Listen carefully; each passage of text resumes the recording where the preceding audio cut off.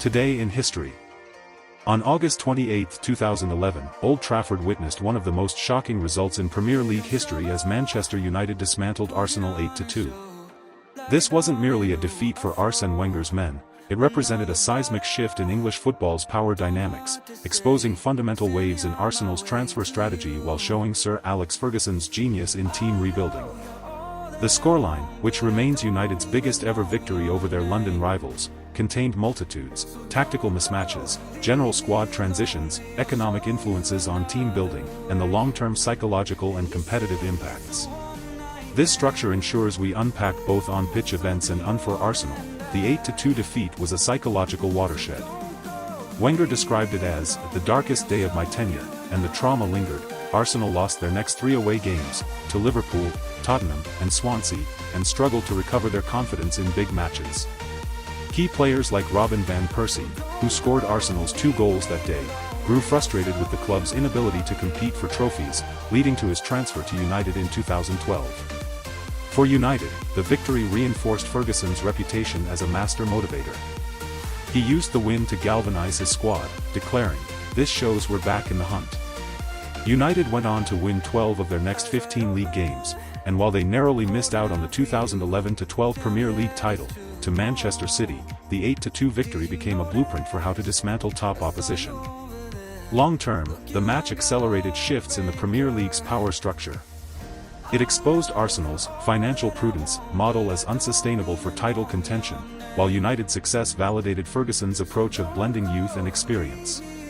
It also marked the beginning of Arsenal's decline as a consistent title challenger. They would not finish higher than second in the Premier League for the next decade, while cementing United's status as one of England's elite until Ferguson's retirement in 2013. In other news, Erling Haaland scored a brace in Premier League Matchday 10, with the Norwegian striker's total Premier League goals reaching 98. Haaland has netted 98 goals in 107 Premier League appearances, leaving him just 2 goals short of 100 in the competition. Currently, the record for the fastest 100 Premier League goals is held by Alan Shearer, who scored 100 goals in 124 Premier League games. This means Haaland only needs to score 2 goals in the next 16 Premier League matches to break Shearer's record for the fastest 100 Premier League goals. Based on Haaland's previous scoring efficiency, there is basically no suspense about this. Today in the UEFA League, Real Madrid is set to face Liverpool away in the Champions League group stage.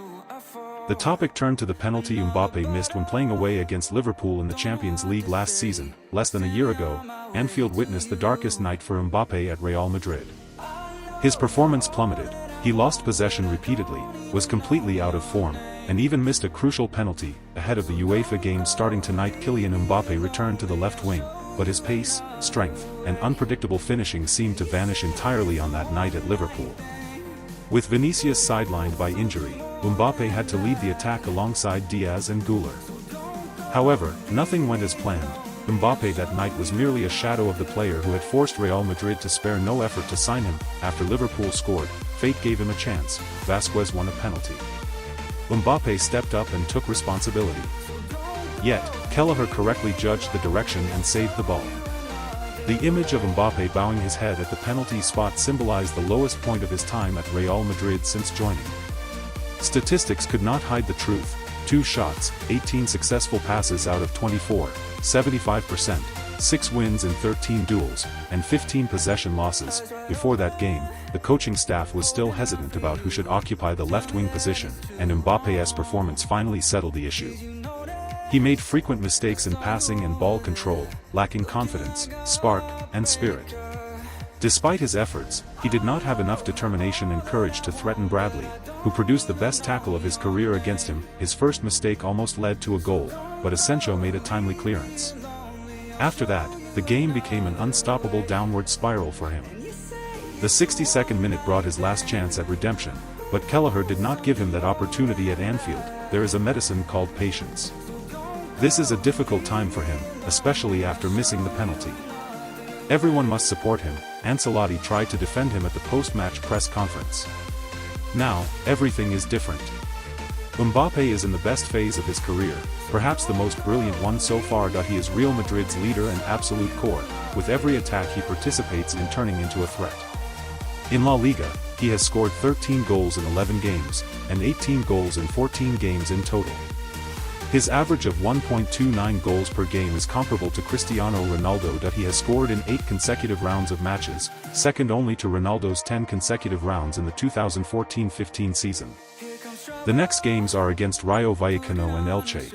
If he can keep scoring, he will equal the record, and the match against Girona will give him a chance to break it. He has scored 44 goals in his first 45 La Liga games. This is the best start since Puskas, 44 goals in 44 games, even surpassing Ronaldo, 43 goals in 45 games.